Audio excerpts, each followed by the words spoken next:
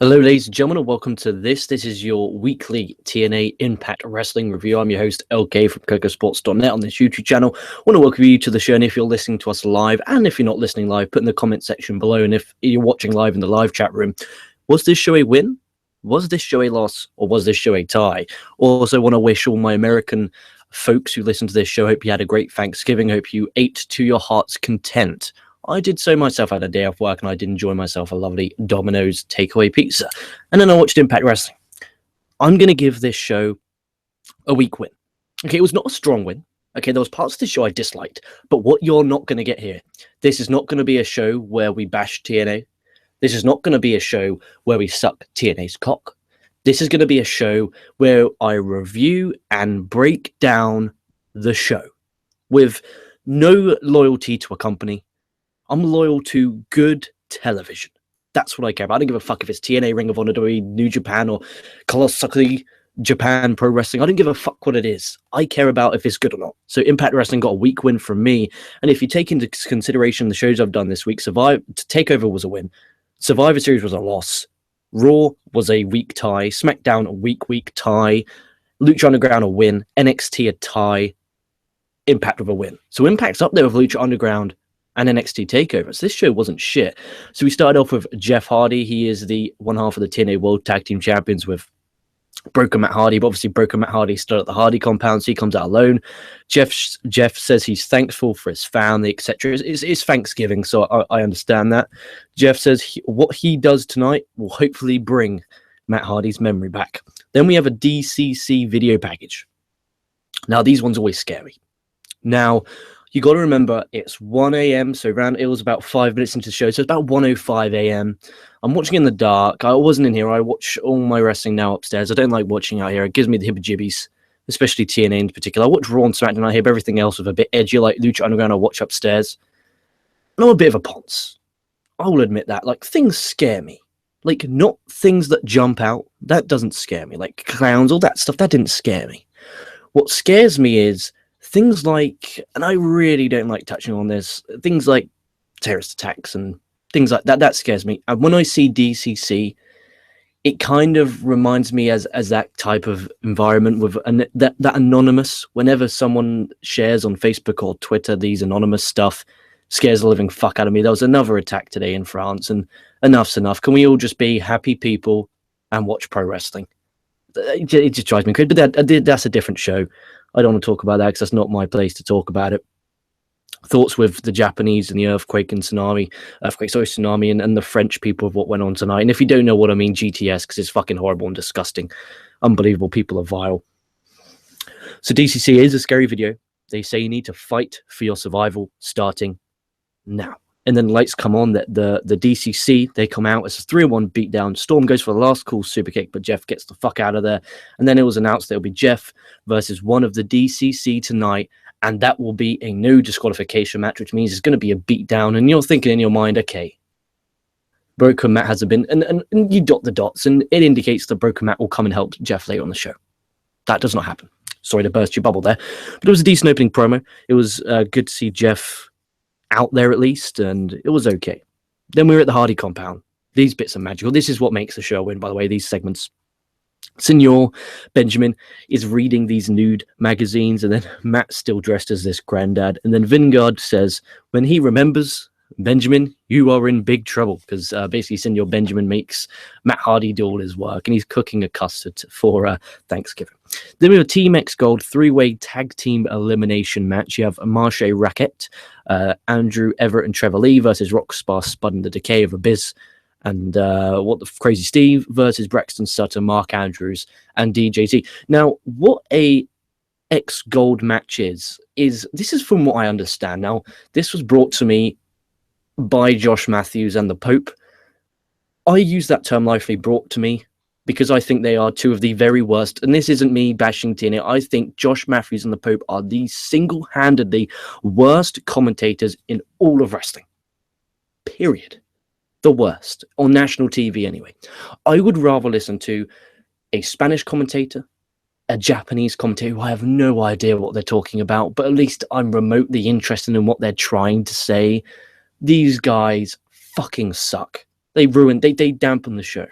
They really do. But that's not a bash on the TNA product. That's just a bash on the commentary. Not everything's perfect, TNA fans. It's not perfect, but it's better than what these imbeciles think. And no, I don't see as a TNA. I'm a TNA fan, but I'm not a TNA like lover. Like I watch everything else as well. One thing I feel sorry for them for is, they get bashed a lot. I bash them because I'm critiquing them. Like I think they should get new commentators. I'm not saying that, the company should die. I hate that argument when people think TNA should go out of business. No, it should not. It's a good show.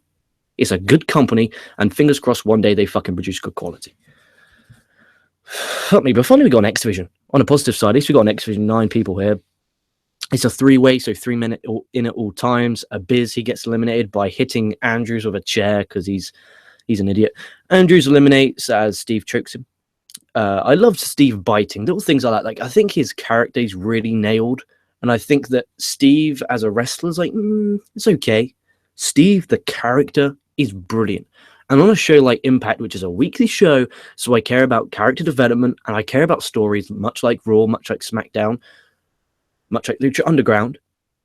I think Steve is very underrated of his character. Really is. And little things like that just suits his character perfectly. Everett hits a moonsault off the top to eliminate Crazy Steve. DJ hits a ZDT on Everett to get Everett out.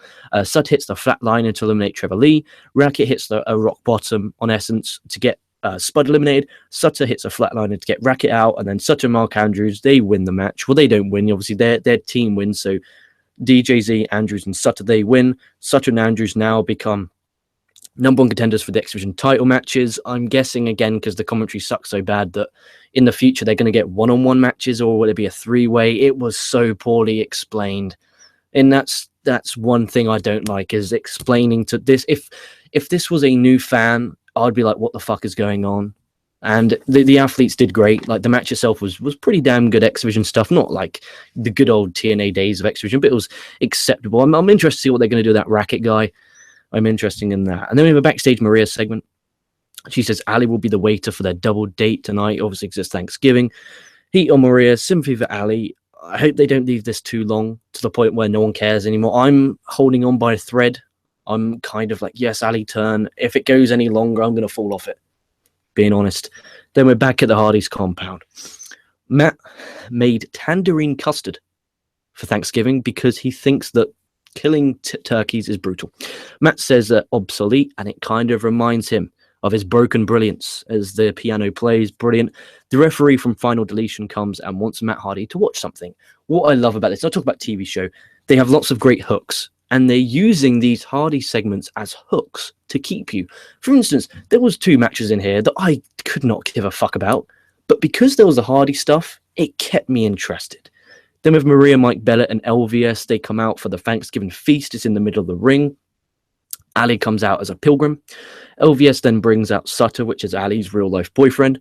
Maria says she's thankful for Bennett and LVS. Bennett says thankful for the wife, food, blah, blah, blah, football player, Tom Brady or some guy. LVS then says she's thankful for pretty much her rich dad and Maria. Ali says she's thankful for the fans, which obviously Maria doesn't like, so Maria cut her off. Ali then goes to slam a pie. Sorry. So she calls Ali Ali calls LVS a meanie, and then she goes to throw a pie at LVS, but LVS ducks, and it goes straight into Maria's face. It was kind of funny. I remotely chuckled. But, if you have the comedy, you might like that. I didn't really, but I can understand if you did. And then we had a video package of EC3 versus Drake in a promo war, because there'll be a match where if Eli Drake wins, he gets a world championship match. But if EC3 wins, Eli Drake loses his voice. And that was match of the night, by the way. That was a match that I want everyone to watch and come back and say what a great match that is. Promo war, video package, slickly done, very nice, well done video package. Unbelievable promos from both Eli Drake and EC3. And I'm telling you this now. If I was a wrestling promoter, if I was booking KocoSports Championship Wrestling, KCW, my main event match for the world title would be Eli Drake versus EC3. Hats off to whoever employed Eli Drake. Hats off. Great job. We had a Jade promo saying next week it will be Jade versus Rosemary to Steel Cage. Pretty decent promotion. I like the promoting of next week's show. I wish Raw did that more. Then we had a referee. He's showing Matt Hardy on this tablet. Matt winning the World Championship from EC3 at Bound for Glory 2015, which is sadly the year, the show that prevented Koco from never watching TNA Impact Wrestling again. Silly people. Matt then says, it's very cool, but very violent. Matt still can't remember. And I love how they're trying everything and anything under the sun to try and get, Matt to remember. And it was a thread throughout the show, so you're hooked. So every time, okay, what are they going to try next? What are they going to try next?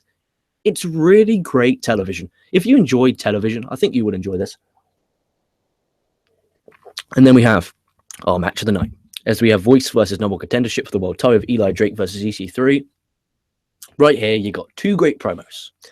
You got two great wrestlers who look like wrestlers. And I don't give a fuck what anyone says, because I'm in that type of mood. I'm a bit tired and a bit grouchy. I think if you are a paid professional athlete, you should look like one. EC3, if he was walking down the street, you would think that is a wrestler.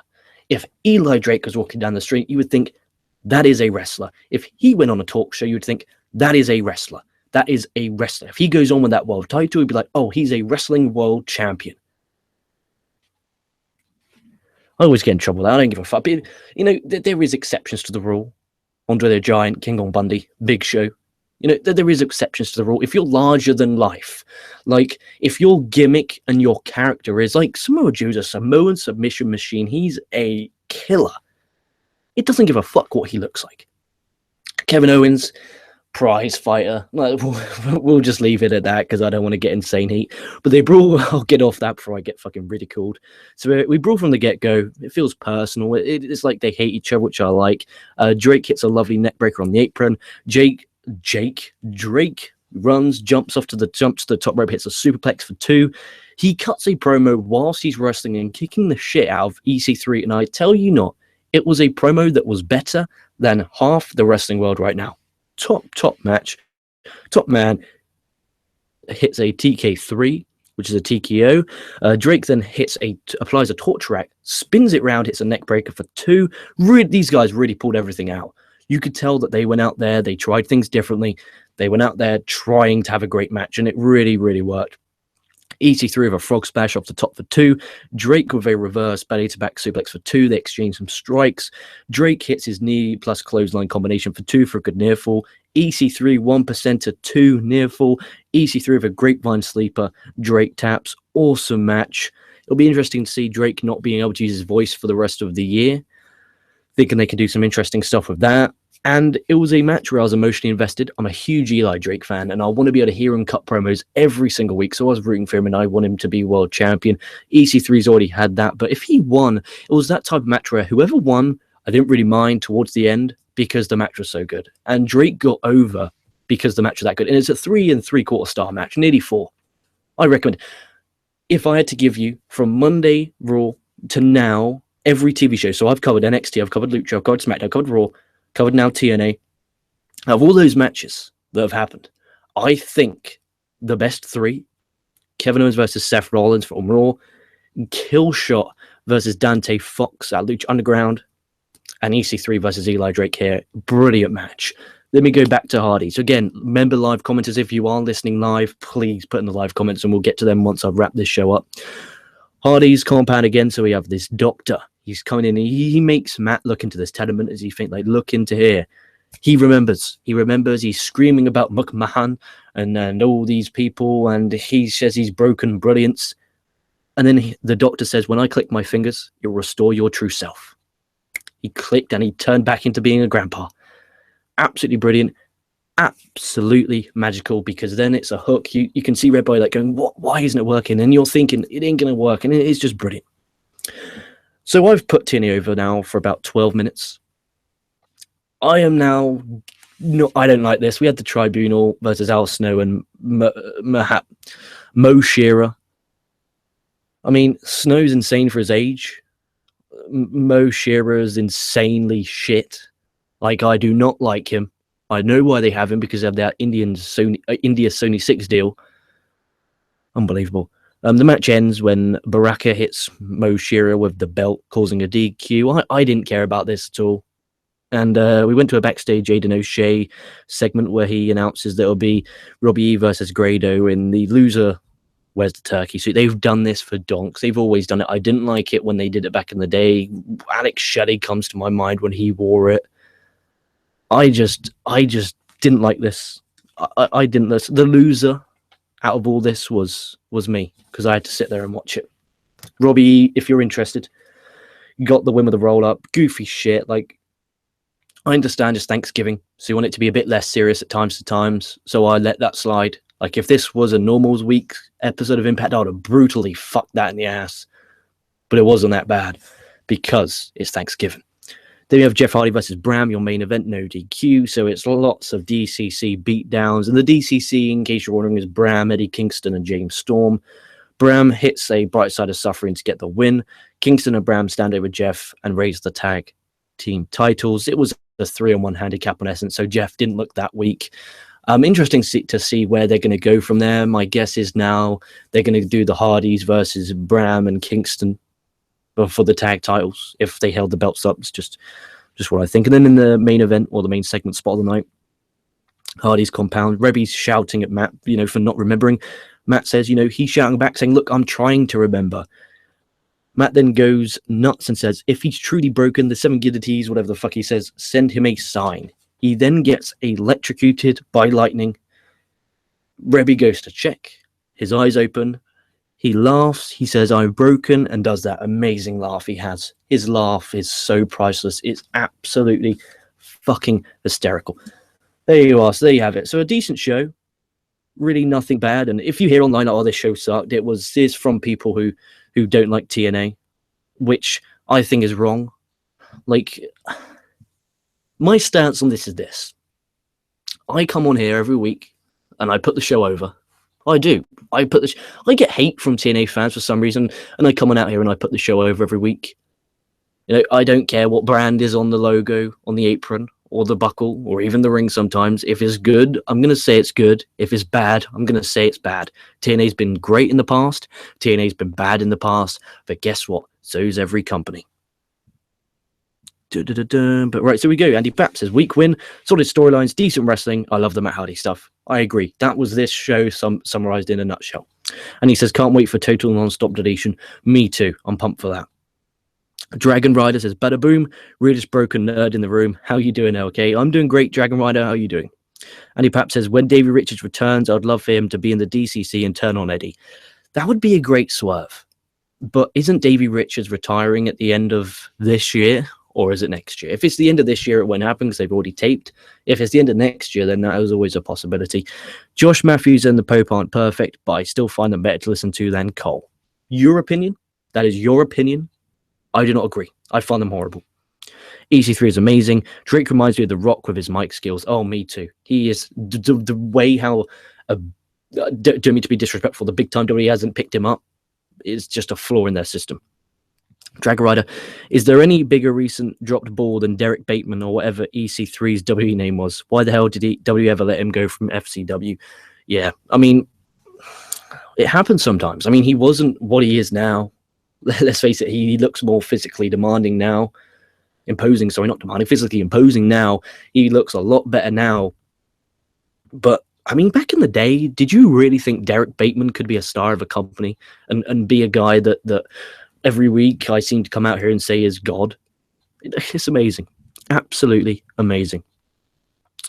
Andy Papp says, "That's the $1 million question," but the question I just answered. And isn't total non-stop deletion next week, or is it the week after? I think it is the week after. I think it's December the 12th episode of Impact. And I'm really excited for that. And I want to thank everyone for the live comments. I hope you all enjoyed this show. A short and sweet show for you guys, because you obviously, the Americans, have Thanksgiving. To summarize, I give this show a weak win. There was a great wrestling match of EC3 versus Eli Drake. Matt Hardy's storyline development was absolutely amazing. The DCC stuff is carrying on brilliantly. Overall, decent show. Don't like the Grado stuff. Didn't like the Tribuna stuff. But apart from that, this show was decent, so check it out. Don't be a hater. I do not want to see in the comments, "Oh, okay, you bashed TNA." No, I just don't like the commentary. That being said, hope you enjoyed this honest TNA review. There ain't much of them out there, I can reassure you of that. So stay safe, stay well, and I'll be catching your asses down the line.